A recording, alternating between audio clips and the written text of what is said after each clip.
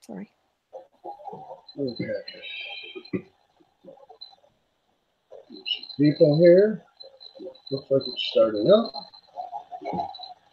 Muted. Doesn't have any back feedback.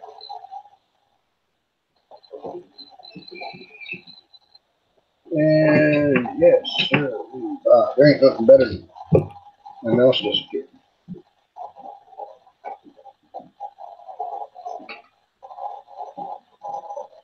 Okay, everybody. Welcome to Western Historical Fiction, Bring to Books live panel discussion. We're trying to get some others in our chat here, but we're having a little bit of technical difficulty. So we're going to start with what we have. On the line with me is Lizzi Tremayne. Is that how you say it correctly? I'm going to let you introduce yourself anyways. But I'm on here with Lizzi and John, and Lisa is joining us, but she's just kind of listening in. She's going to kind of coach us along, tell us what we're not doing right, what we're doing wrong. We'll let her steer the reins. But welcome to our Western and historical fiction. It's kind of a smash-up medley for Western historical fiction this year. But myself, I took kind of a charge lead for our genres and going to attempt to keep things moving along with them as best as I possibly can. So, going from, I guess I'll go from left to right. Let's start out with you, Lizzi, and then we'll go to John. Give us your name, your website, where they can find you, and what kind of books you write, and so on and so forth. Okay. Hi there. Hey, thanks very much for having me along, Richard, and everyone else at SciCon. My name is Lizzi Tremayne. That's my writing name anyway.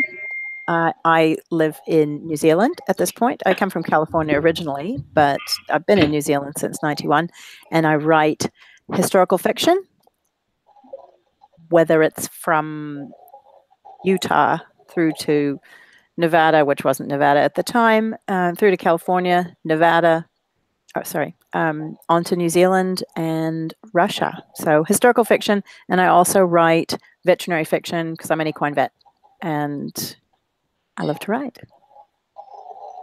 Thank you for that, sir. All right, John, go ahead. Hey there, this is John Burlinson, and I'm not a writer. Actually, I write, like everybody, but I'm not an author. What I am is a narrator. I narrate audiobooks. That's what I do for my second career. And I specialize, if you call it that, in Western fiction, novels, or other kinds of Western fiction. So I read a lot of them, and I narrate and produce a lot of audiobooks in that genre. And over the course of the last year, I think I may have, produced maybe about a dozen or so Western audiobooks, of which I narrate. And I've had the good fortune to work with some really outstanding writers from different publishing houses. And so I was hoping to maybe do a little plugging for some of these good folks and for some of the outstanding writing that I've had the privilege of being able to give voice to. And over the course of this conversation, maybe I can give you some specifics about great reads and great listens. All right, excellent. Thank you. Plus, myself. Oh, go ahead. No, just keep me in mind. If you've got a book you'd like to turn into an audiobook, let me know. I'll be glad to work with you. Yeah, will do. Okay, myself, my name is Richard White, a.k.a. Shotgun Bow Rivers. I write Western fiction under Shotgun Bow Rivers, and I write historical fiction, memoirs, crime fiction, and urban fantasy, I guess is what you would call it, under my own personal name, Richard White. So you can find me in two different spots. You can find me at authorrichardwhite.com, or you can find me at shotgunbowrivers.com, which is my whole Western world, where I have published a historical fiction Western mystery, which is Letters from the Grave. That is pretty much a very small ebook, just kind of getting my feet wet as I'm still learning the self-publishing realm. I have been a self-published author since 2010, publishing a book of poetry, publishing a book which is actually more nonfiction, Rodeo Days. It's my life and story traveling the rodeo circuit, as well as 9 of my good friends that helped me write the stories that were in the book, as well as a short history of rodeo in the state of New York, which was helped and co-written by Donnie Baxter, one of the gentlemen that helped get rodeo started all the way back in the early 50s and 60s. And he was able to kind of help me guide me along with the history of rodeo in New York, all the way to the very first performance at Madison Square Garden. So that's probably pretty much my end of things. And I guess I'm a connoisseur of sorts when it comes to writing. I'm doing a little bit of everything. This year I'm writing for Camp NaNoWriMo, a whole new something that I'm going to try out. I'm working on it, definitely. I didn't get anything written today. I updated everything from this morning, but I've just been so crazy with today trying to get everything done. My girls are sick, so I'm dealing with a sick wife and a sick daughter, and I had to go to the firehouse real quick and take care of some things at the fire department. So I've had a rough and hectic day, but things are going as smooth as they possibly can be, I suppose, and we're going to try to get this conversation underway. Also joining us, she's just kind of listening in, is Lisa Paris, and I believe she is a historical fiction author, and she can correct me if I'm wrong. I'm not sure. I didn't get a lot of her information prior to her joining us. She had just asked about coming on with us, and I said, sure, why not? We can always use more voices for our thing, and the doorbell's ringing, and we're just going to shut that up. So Western genre, and I guess we're going to kind of mix it together and talk a little bit about the protagonist and antagonist. And I kind of picked for the Western genre the gunslinger, protagonist versus antagonist. Now, for me, I personally don't have a lot of knowledge based on that subject, and that's one of the reasons I picked the subject, was because I was hoping some people could kind of jump in on it. Now, I know what a gunslinger is and all that kind of stuff, and I have the history of it and what I've learned in books and what I've learned in research and what I've learned in some of the stuff that is actually more true than what the books and movies and TV has portrayed as a gunslinger or a shootist, some would like to call them. But the whole protagonist versus antagonist stuff, that's the kind of stuff that I never really have learned about as an author. And that's kind of what I was trying to do to have a couple of, quite a few people in here with us so that we could really have a debate. I'm going to turn the reins over and let one of you guys start out with it and see what you think of it. Well, John, go for Richard, yeah, this is John.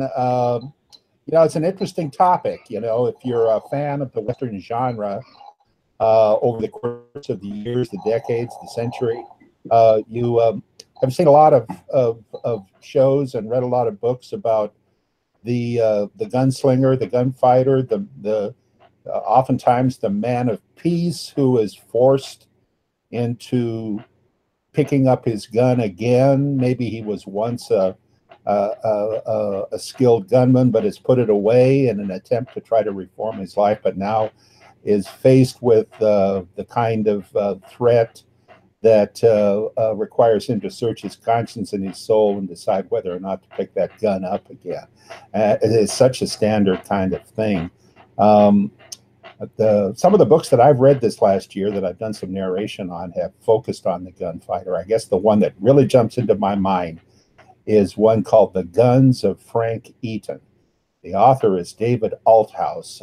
It's a terrific novel based on the true life of a man named Frank Eaton, who, when he was an 8-year-old boy in Kansas, his father was gunned down by some ex-Quantrill raiders they called themselves regulators, and basically they were just a law unto themselves. And they shot his dad down, left him pretty much orphaned. He had a good neighbor who was an older man, gave him a old Navy revolver, and taught him how to make his own bullets, and basically said, all right, young man, it's up to you now to avenge your dad. That's your goal in life. So he did make it his goal in life. He taught himself how to shoot. Unfortunately, he was so cross-eyed, he couldn't use the sights on his gun. So he had to learn what they call point shooting. Point shooting is basically draw, point, fire. He taught himself that over the course of years, and he was so good at it that by the time he was 15 years old, he went into the nearest Fort Gibson, and challenged all the soldiers to a shooting competition, which he won handily. And the commander there said, young man, you're quite something. I'm going to give you a new name. Your new name is Pistol Pete. That's where the famous phrase Pistol Pete came from. And it was Frank Eaton's goal in life to avenge his dad and take care of the 6 men who had shot him down. The novel tells the story of that. And so I've done a little talking now. That's kind of to set the stage. So you have a gunfighter protagonist with a series of antagonists, all of whom are pretty vile individuals who have committed probably what is, in his mind, the worst crime that they could have done, which was to kill his dad. So he's pretty well got the law of the West to uphold here. Make sense? Great, thanks. Okay. First off, I got very excited and obviously forgot to put out my website. My website is LizziTremayne.com, and it's spelt a little bit differently. It's LizziTremayne.com, and you'll find me there on Facebook or on my website or all sorts of places, just about everywhere. When Richard mentioned that this was one of the topics that we were going to be talking about, I thought, okay, mine are Old West, Utah, 1860, Pony Express, all that. But my heroine, Alexandra, came from Poland, and her Polish father had learned the art of shashka fighting from their Russian arms master. So my gunslingers in my story, shoot. They don't shoot, although I do. They use shashka, which are Cossack origin short sword from Poland, Russia, from that whole area. So she uses it only when she must. She's very good at it. She also does digitowka, which is the origin of our current trick riding. So it's Cossack trick riding, and we have a lot of fun with that. But there are no guns in this one. So sorry, guys. She uses a shashka. In the opening pages, she finds her father dead, and she and her father are all that's been left of their family after many years trapping in the Utah mountains. It turns out, she figures out by something that's happened there that the killer is probably the man that trained her father in shashka. So there's a fair bit of sword fighting in there, and in the next couple of stories as well. And the series is called The Long Trails, and the first book is called A Long Trail Rolling. You'll find them all on our Goodreads Western historical area this weekend. Do you have any, are there any other questions you would be interested in dealing with respect to this, Richard? The protagonist does, and the antagonist, they both have their shashka, and they both use it only when they must, really. Now the Shashka, this is John, Lizzie, the Shashka is like a sword, a small sword, or Yeah, it's a short, guardless sword that's fairly easy to conceal. Some very fun YouTube videos of them out there. They incredibly, incredibly powerful and sharp. Very short and very good to use on a horse. Oh, cool. So yeah, and she demonstrates the use of it a lot in the book on a horse. Do you throw them, or do you hold it in your hand? And you hold it in your hand. Oh, okay. There's some pretty neat old Russian videos of them cutting clay blocks with these things. They cleave right through all sorts of stuff. They're pretty effective. They don't throw them though. Oh, sounds neat. I'm gonna check that out. Sounds great. Thank you. So, Richard, anything else along those lines? What else can we help you with here? Well, I'll jump in there and talk a little bit about the characters in my book a little bit, only because when it comes to protagonist and antagonist, you know, and like I said, I don't have a lot of expertise behind this, so I could be right and I could be wrong, and I'm the first person to admit it. But the characters in Letters from the Grave are actually, you know, actual Old West characters or people that were real people. Billy the Kid, Pat Garrett. Just going to get to the list of my letters so that I have a rough. Johnny Ringo, Bob Ford. There's William Pinkerton, it's actually a letter from Butch Cassidy himself. Wild Bill, Wyatt Earp, and some others. And the book itself is based upon if the Old West outlaw or you know, the good guy, bad guy, whatever, whoever it was that shot the person down, it is a letter. If they were still alive today, like for instance, if Jesse James was alive today, what would he say to Bob Ford, or vice versa? If Robert Ford was alive today, could he apologize to Jesse James for shooting him in the back? That's kind of along the lines of where I went with that ebook, and I've actually started writing some other ones to coincide with it for a second Letters from the Grave ensemble called Deuces Wild, and going, you know, into some other characters and try to learn some of their backgrounds. You know, I'm learning a little bit about John Wesley Hardin and learning about Dallas Studemeyer, which is one of the most renowned Texas Rangers pretty much ever live. There was many of them, but Dallas Studemeyer was very, very well known. So I'm looking into their lives and trying to learn about them, and you know, learn about their protagonist or antagonist ways.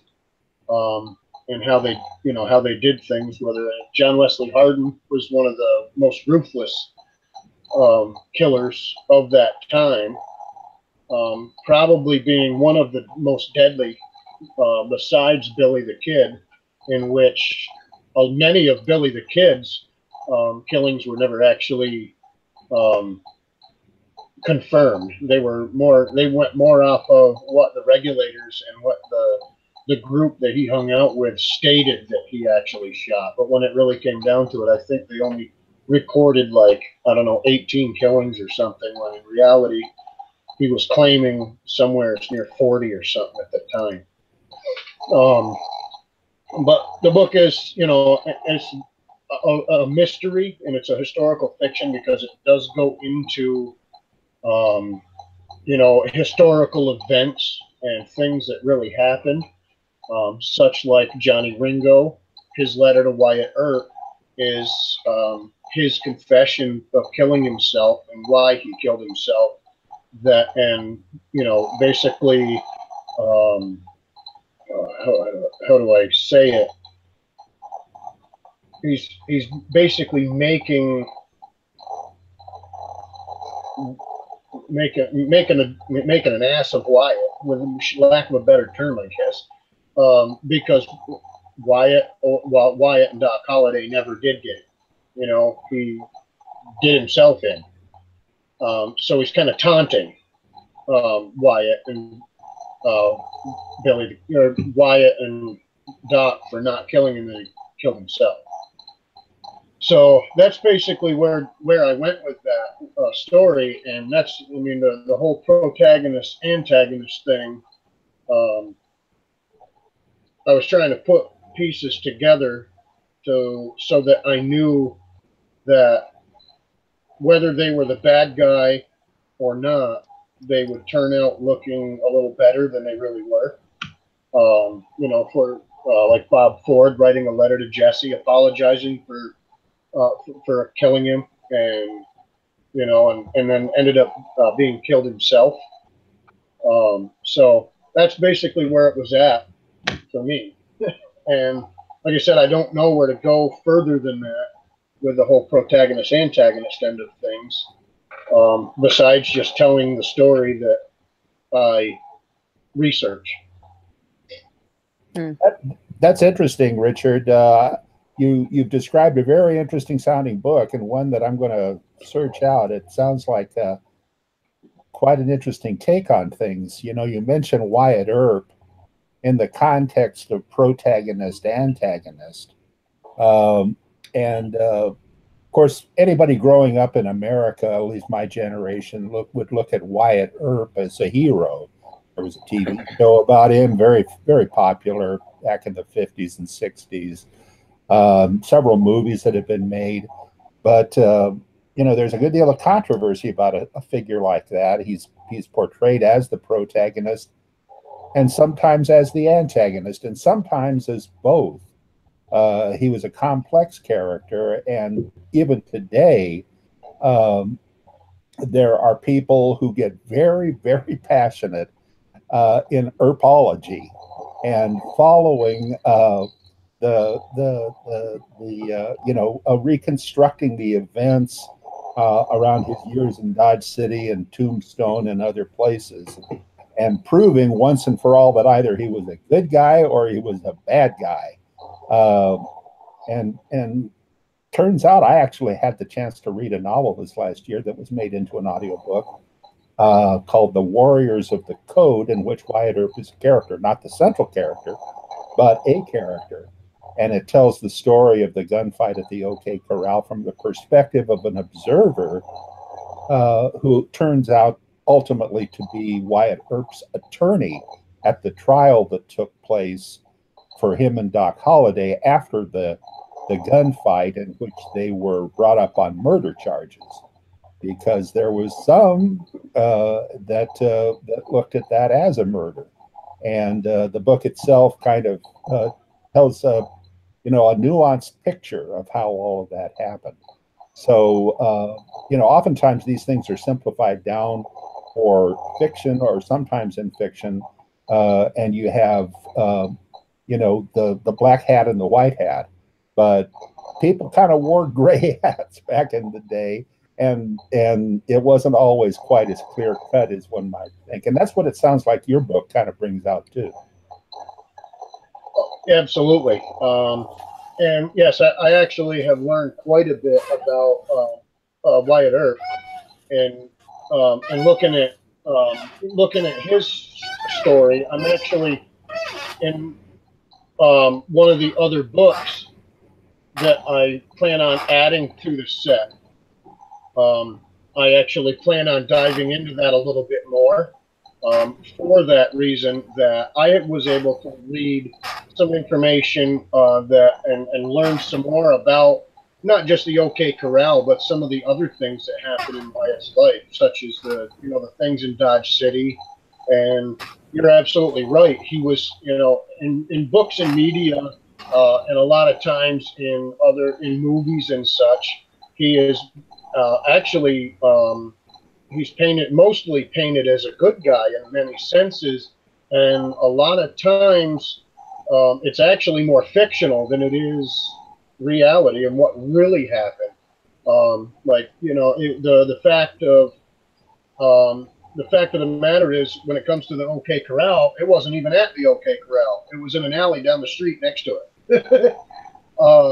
You know, and there's a lot of different things. And I believe, I think it was last year when I first started writing these ebooks, and started learning about Wyatt Earp himself. I believe it was an account from Big Nose Kate, actually, about the event, who watched it from the hotel across the street or down the street or something, and it was her, her viewage of what happened, and Doc's partake in the whole thing, and it was a complete different story compared to what I've learned and what I've read and what I've seen in the TV and movies and stuff like that. So, and you're right by saying that many did, you know, feel that it was a murder, including Sheriff Bean, and that's why, you know, they were, you know, charged for the murders because of how the whole thing transpired. And in all honesty, actually, when the Vendetta ride did begin, and and Wyatt Earp killed Frank Stillwell in the at the train station, and which is portrayed, I believe, in the movie Tombstone, that was an actual event that did happen. He did shoot him, I think it was like 10 or 12 times, and he was wanted for that murder, and was never caught for it and never charged for it. And after the Cowboys were disbanded and he moved along, they pretty much just didn't pursue after him. But there was many different things, many different times that they had actually, wanted to charge him for murder, even in the Vendetta ride that him and Doc Holliday and some of the others took in to avenge Morgan's death. It was a complex time, not unlike the time we live in today, and the challenges that people had to face. They were put in situations that had no simple or easy answers, and it's all too easy to try to make. By trying to make clarity out of something, sometimes we tend to water down the realities. Mm-hmm. Anything you'd like to add in there, Lizzie? Protagonist versus antagonist. From my point of view, protagonist is just the positive sort of character, and the antagonist is the one that they're fighting against. Is there more? Do you have more within the Western genre? Because I really haven't been considering myself Western genre, other than the fact that it's happening there, because it's not a gunslinger sort of story series. Is there anything in particular that within the Western genre you're particularly talking about that's different from other genres?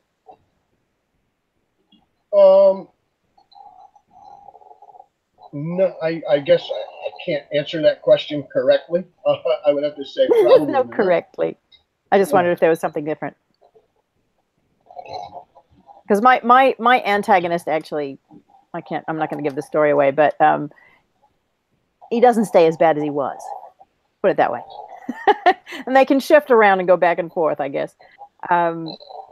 But yeah, I don't have a lot more to say with respect to the gunslinger portion, but there was another topic for this talk as well. Oh yeah, yep. And we can actually get into that a little bit, and that was on the historical fiction. Yeah. Well, on the historical fiction side of things, I wanted to talk a little bit about the protagonist, real or fiction, and in a sense, and the reason I wanted to bring this up is what does everybody prefer for a character? Do you prefer a real character in real events, Or do you prefer a fictional character in real events, or vice versa, taking a real character from a specific time period and putting him in a fictional story? Okay. Okay.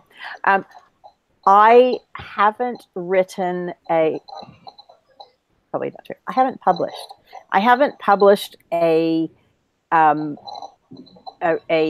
historical character in a fictional setting yet. Okay. But I do have in my stories, I tend to use a fictional character because then I have more control over what they do.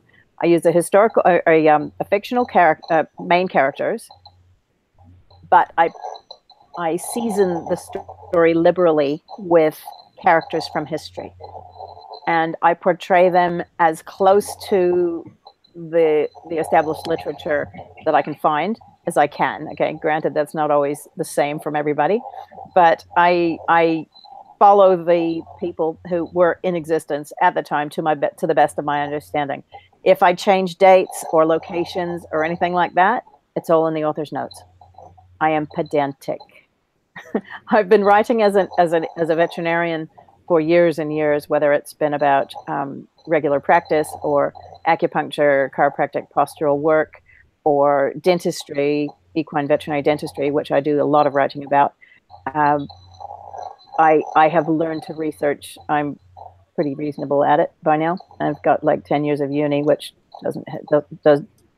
teaches you to be very pedantic about things. But if I do vary from the established literature and history, it's always in the author's notes. So I'm writing another series right now, which is actually contemporary. I'm calling it contemporary veterinary fiction because there isn't one yet. So we're going to make a new genre. Talk about hitting heads against walls. And those stories are loosely, and I won't tell which parts are real and which parts aren't, but it's loosely autobiographical series of stories from the time some girl hears you need good grades when they're like in primary school through the time that this vet or a vet, because it seems to be that as the series is going, it seems that it's not always the same person as the primary character. So it finishes with the time that this equine vet is practicing in New Zealand. So there's going to be a lot that's real and a lot that I've put in to make the story work. So so if that counts as a historical person or a real person in fictional setting, I do that as well. But in my historical fiction, in general, I'm writing my own primary characters, my own protagonist, antagonist, and throwing in a lot of historical figures and a lot of historical events and occurrences. So like in book 2, in The Hills of Gold Unchanging, they go through the Sacramento floods when it was all going. And they go in the boat with Leland Stanford and his wife to his inauguration through the floods, and the water was 3 stories high. It was pretty amazing. When you go to Sacramento, go to the museum and go on their tour. It's wonderful. So yeah, does that answer your question, sir? That's my take on it. Richard? That's my take on it, Richard. Anything else you'd like to know about that? Oh, that's fine. It took me a second because I was unmuting myself. I was over-reading some comments from JJ. Yes, no, that does answer the question there. And are we getting JJ? Yeah, JJ's she had some issues on coming on into the video, but she to be part of it, but she is over on YouTube watching, and excellent. I've been chit-chatting with her over there. And she says she likes to have her favorite is making a fictional character seem real, giving them real emotions. Most people hate her heroes at first because they are too human. Her heroine in The Cheyenne Bride is half Cheyenne, and her hero believes that Cheyenne killed his parents. So he has a very emotional reaction to finding out she is half Cheyenne. My series builds up to a real event, the end of the trail for the Native Americans. Excellent. So, and those of you that don't see her on here or see see her in our group, that's JJ Devine. She's a Western romance author, and I'm gonna go over and try to attempt to find her blog so I get the right website, because I know that it is something specific. So I want to share that with everyone. Well, I'm looking for this. I'm looking for the link to the YouTube we're currently making right now. oh, I can give you that. Could you please? Can you just put it in the chat box, and I'll post it. Posting it on Facebook. All right. Let me see. I'll do that first. Thank you for that. It's going to take me a second. Oh, you want to in this chat? Thank you, JJ, for coming on board. Paste. There we go. Try that. That's the YouTube video. You can share. Excellent. Thank you, sir. Naturally, it's not working for me over here either, but I can do it 10 times faster. I'll check it.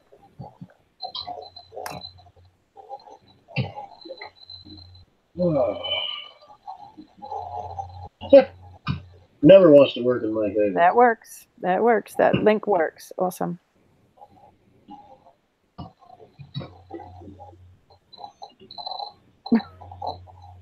I'm just getting something real quick. I'll be 30 seconds. Oh, there we are.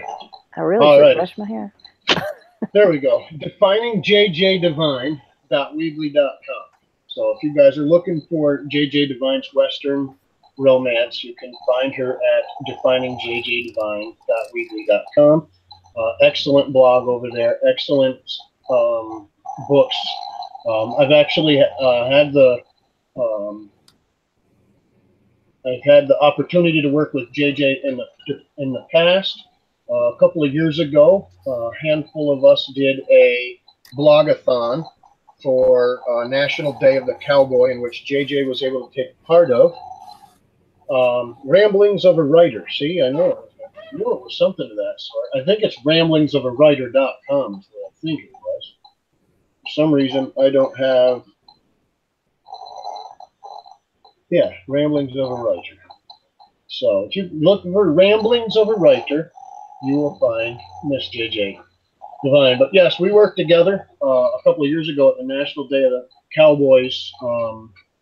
We decided to do a Western blogathon for that event, and JJ took part in that. It was myself, JJ, Ken Farmer, Stephen Law, Matthew Pizzolatto. We had a good thing. I think it was like 12 or 13 blogs. We blogged within a matter of 4 hours over the course of the National Day of the Cowboy. I released 14 blogs in like 10 minutes. It was a hectic week. We really put a lot of effort and hard work into it. I know that. So I've had the chance to chit chat with her in the past, and it's great to have her aboard B2B SciCon this year. As far as established authors, I think JJ and Ken Farmer are two of our most established in our genre. So, and Ken Farmer, I'm hoping, will join us throughout the weekend at some point in time, because he is an excellent author and wonderful guy. He's also a Western actor. He was in the movie Silverado, was also in Friday Night Lights, and I believe the movie, not the TV series. I think he was in the movie with Tim McGraw, and something else he was in as an actor. So he's a very well-known gentleman, and we definitely want to get him over here as well at some point in time throughout this wonderful weekend. But that's about all I have, unless you guys have something else to throw in on Western and historical fiction. And by all means, any topic you have that you want to share, feel free to do so. I'm game for that. Let's see.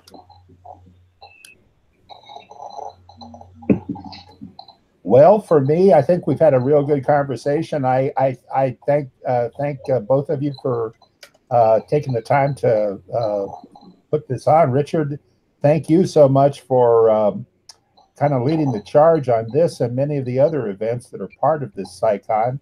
I look forward to seeing how things go and all the other things, the blog hop and the various other aspects. Hope folks will be able to join us and enjoy all of that. My name again is John Burlinson. You can find me on Facebook, John Burlinson's audiobooks. They're available through audible.com, iTunes, and other sources as well. And I have had a good time and have been glad to meet you both and wish you all the best. Thank you, John. It's just flown out of my head. I just had a bit of a question. In my research and in my writing, compared to a lot of other Western sort of things that are out there, something that I don't see a lot of, and I do address it a lot in mine, because the people who made up the West, other than the Indians, for the most part, they were all immigrants. And it seems that not a lot of people include a lot about that in the stories. What do you guys have to say about that? I was just wondering. Hold on a minute. I muted John by accident here. I'm trying to bring him back. He's gone. No, he's there. I just muted his there, microphone. What are your thoughts? What are your thoughts? Because I mean, in reading Westerns and things like that, they just don't talk about immigrants. They're Western, but they're not.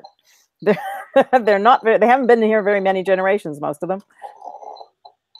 What's your now you'll have to say that again, because I was spending my time trying to get him unmuted and that's not working in my favor. Go ahead and unmute yourself if you can, John. Okay, my back? There you go. Back. Yeah, you're back. Sorry about that. I clicked the wrong thing and it muted you. Oh, not a problem. Not a problem. Well, Lizzie, that's a very interesting question, because when you talk about the West, you have the Native Americans, naturally, who in many cases immigrated there themselves from the eastern part of the United States into the western part of the United States.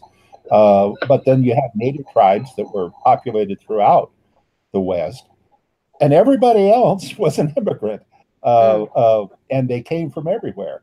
You know, they came north from Mexico, they came west from Europe. They came east from the Orient, and there was you sometimes get the feeling like, this is some sort of monoculture of,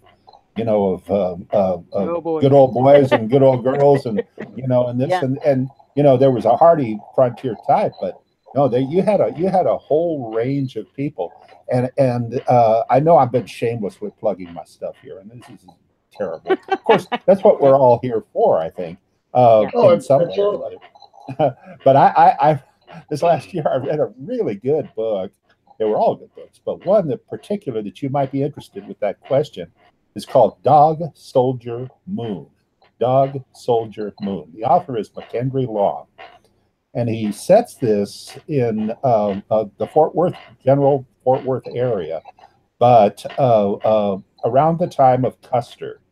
And he focuses on a little community of individuals who are made up of immigrants of all sorts.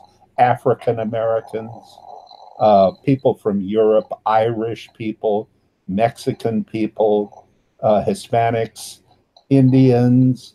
There's a whole range of individuals who make up this little settlement community. And the vicissitudes and the travails that they have to live with, both natural and environmental, the weather, the climate, things like that, the depredations of bad guys, the U.S. Army and its sometimes very destructive impact that it had on local communities within the West.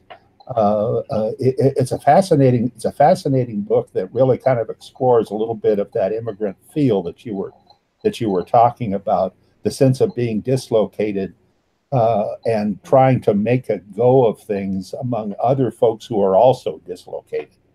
Yeah, exactly. Is that what you had in mind? Yeah, well, I just wondered because there aren't a lot. I mean, your general Western out there doesn't seem to include a lot of that. Now, I may be wrong. I may have been reading the wrong books, but no, I think you're exactly right. You know, you do yeah. get this feeling like, you know, you've got all kind of a homogenous kind of a society out there. Yeah. Yeah. But no, at least this one book, Dog Soldier Moon, really focuses on the diversity of Western communities. You know, so I'd certainly focus on that. Excellent. So I do that a lot. As I mentioned before, my heroine Alexandra and her family were Polish. The baddie is comes from Russia, and he was sent to find them. And the local shopkeeper, Scotty, is Scottish. And I'm actually writing right now. I'm writing a novella that's his story. He came from Scotland during the Highland clearances, so we're introducing all that as well. My male protagonist his name is Javier Arguello, and he is from an old California family, from Spanish/Mexican descent, and they held Rancho de las Pulgas, which is the largest Spanish land grant on the western San Francisco Bay. And I've used their whole story in there as well. So and a lot of the Shoshone Indians were a group that the Alexandra and her family spent a lot of time with while she was growing up. So I've put all that into there, and that continues on through my other stories. So sorry, and I didn't let you, Richard, speak about that one. Is that already out? Is it or is that one that you're working on now? What you just described? Most is a series that's already there. It's called The Long Trail series by my writer named Lizzi Tremayne. And the first book is A Long Trail Rolling. Book 2 was going to be a quickie novella, and it turned out 580 pages. And that is the Hills of Gold Unchanging. And it goes through the California, Nevada, which is now Nevada. It was Utah at the time, the silver mining country of what was Nevada, or which was Utah and is now Nevada. The gold mining country of California, through the the Sacramento floods, and on through the San Francisco Bay Area to their rancho.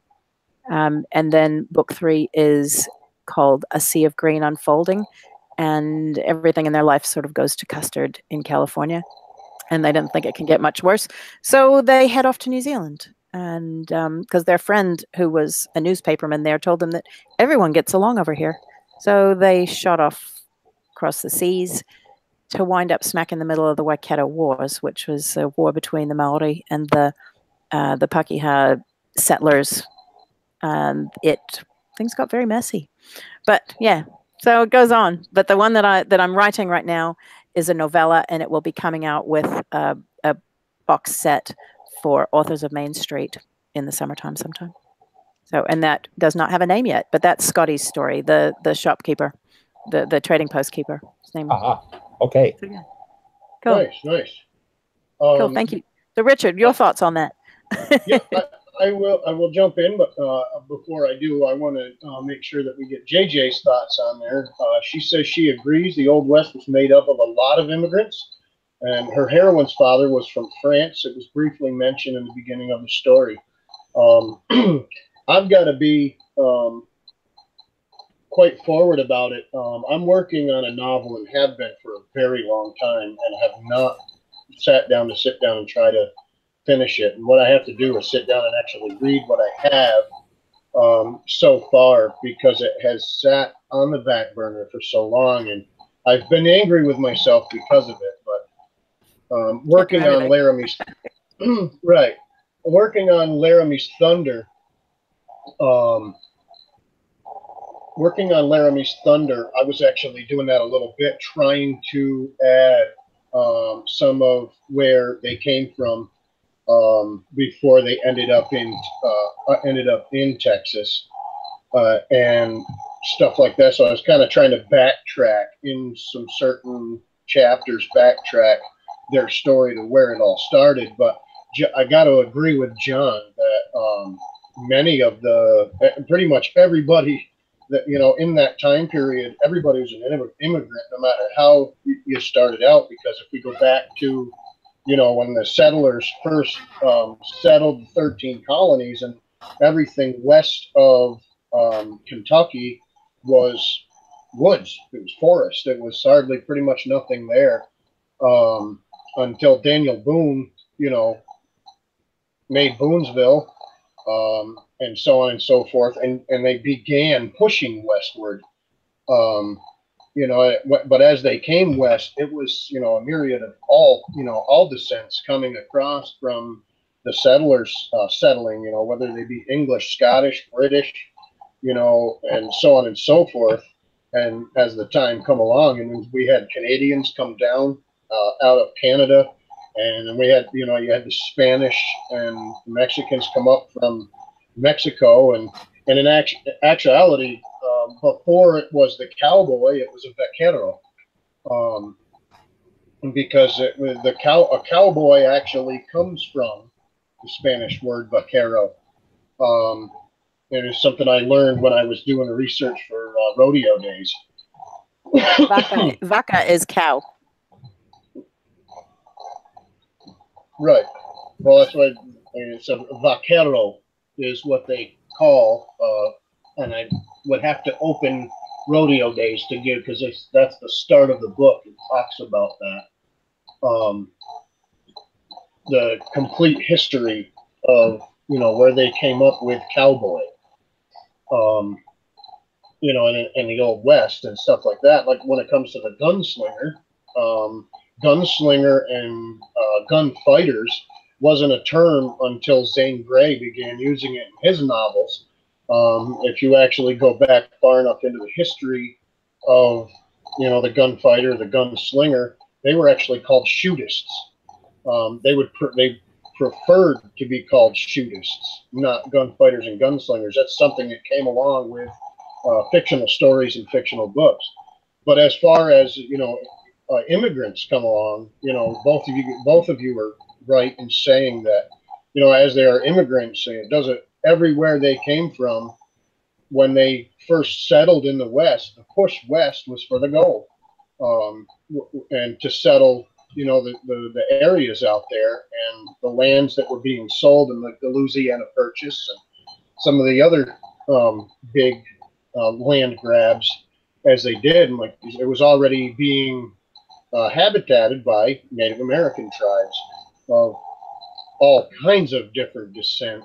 And when you look into the Native American history, there was 500 plus tribes here, you know, and they were all from different descent. And I mean, we had, you know, all the way down to, you know, like Christopher Columbus, when he sailed the ocean blue, when he hit land, it was actually, I believe, Incas that greeted him, and they were that far up into North America, when the Incas were actually portrayed to be more South America and Central America. And in reality, they weren't. They had their own bands of Incas up here.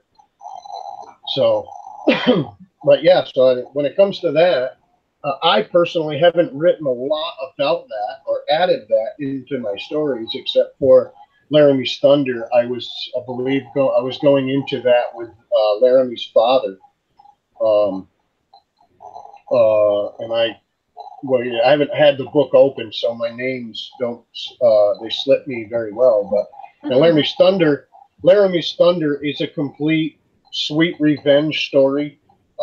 It is based on the Vendetta Ride. However, it's complete different characters and a complete different story, 100% fictional. There is probably 3, maybe 4 characters in the entire book mentioned that were real characters in the time of the Old West. Everything else is completely 100% fictional, and it's Laramie's own personal vendetta ride when his father, a local town marshal, is shot and killed by a gang of bandits and robbers and criminals. And he's a Texas Ranger and actually turns in his badge and swears vengeance and rides across 5 different states, hunting down everybody that is involved. And this has many turns and many loops because it just doesn't stop with just the bandits alone. The bandits are protected by politicians. The bandits are protected by other townspeople. So he really goes on on a vengeance, and I mean it goes all the way into the political world. And I don't want to go any too much further into it. If you want to read an excerpt, you can. It's on shotgunballrivers.com. I have a good large portion of chapter 1 posted up there.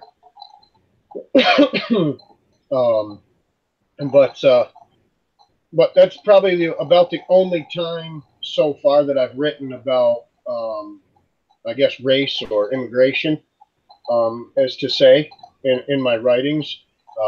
Mostly I kind of stick to, I guess, the stories.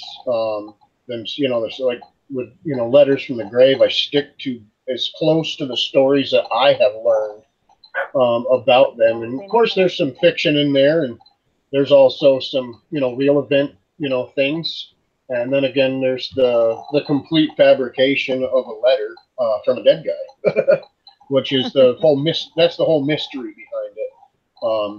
When I first started that book, it actually wasn't even supposed to be a book. It was 3 blogs that I blogged on my website.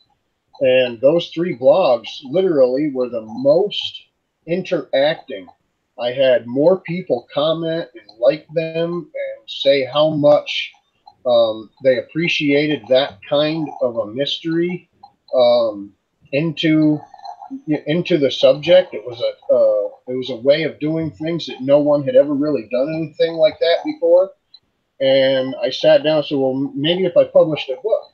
And at first I just started with a small ebook thing. And this year I decided that I want to go a little bit further into it. So that's what I'm going to try to do probably for sometime midsummer, late summer, get 1 or 2 more done. But when it's all said and done, I have kind of outlined 5 more mini ebooks, 4 of which will be more of the outlaws and gunslingers of the Old West and stuff. But then the 6th book I have dedicated directly for the women of the Old West, because their stories aren't told that much. Like Big Nose Kate, you don't hear a lot about her and some of the things that she was beyond being Doc Holliday's significant other, or girlfriend, or wench, hoe, the different words and stuff that you can hear and whatnot. But there's also women like Pearl Hart and Sally Skull, Della Rose, Belle Starr, Etta Place, or Etta Bassett, she was also known as, Betty McCullough, and Ellen Watson. So I want to take my last and final book and dedicate it just to the women of the Old West. And when it's all said and done, because they're all a bunch of mini ebooks, I'm actually going to put all of them together in a huge anthology and publish the paperback. So, sounds terrific. Sounds great. So, I guess just in closing, after all those good things you've been saying there, if you one thing I didn't actually mention that is fairly significant is that all of my books are pretty horsey. If you weren't sure if you liked horses, you probably like them by the end. So if you're looking for some awarded horsey historical fiction with a splash of romance, you'll probably have fun with my stories. I really enjoy writing them, and I hope you'll love them. The first book won the 2 awards in New Zealand. It won the Romance Writers of New Zealand Best Unpublished Manuscript one year, and the following year it won the Best First Novel and 3rd Best Long Novel out of the whole country. So hopefully you'll enjoy them. So thank you very much for coming by and listening today. And Richard, thank you for organizing this. And John, lovely to meet you. Great meeting you. All right, thank you very much for joining us here on the Western Historical Fiction live panel discussion, and hope that you get more from the video. Feel free to like, comment, and share the YouTube video over on YouTube. It is on my YouTube channel under Richard White. I believe it's Authors Write Aloud is what it's still going under. I had created a radio show in the past. It was supposed to be something going, and I didn't get to finish doing what I was doing. So, but it is over there at Richard White on YouTube. Feel free to share and link that. You can feel free to comment that and put your input into it. Once again, my name is Richard White. You can find me at authorrichardwhite.com or shotgunbowrivers.com, and the dog is after us. Lena, hush. Sorry about the Foxy. You can mute me. Oh, that's okay. It happens. But you can find me at authorrichardwhite.com or shotgunbowrivers.com, and for JJ, you can find her over at Ramblings of a Writer. And I'll let you guys introduce yourselves one last time before we sign off. Say goodnight. Okay, I'm writing as actually Elizabeth Thompson, veterinarian, writing as Lizzi Tremayne, and that is spelled LIZZI-TREMAYNE. You'll find me on Facebook. You'll find me at my website, just LizziTremayne.com, and you'll find me everywhere else, social media. So look forward to hearing from you. Thanks very much, guys. And this is John Burlinson again, and I'm at Facebook on John Burlinson's audiobooks. You can find me on Audible and iTunes. The 3 books I mentioned this evening were Dog Soldier Moon by McKendry Long, Warriors of the Code by Robert Vaughn, and The Guns of Frank Eaton by David Althouse. And there's a bunch more. Again, good to meet y'all, and thank you. All right, thank you. Thank you for joining us on our Western Historical Fiction panel discussion, and we will see you throughout this weekend at the Brain to Books Cyber Convention and Book Expo. Look for us over on Goodreads, in our fairgrounds. You can find us at b2bscicon.com and braintobooks.com. Thank you, and have a good night.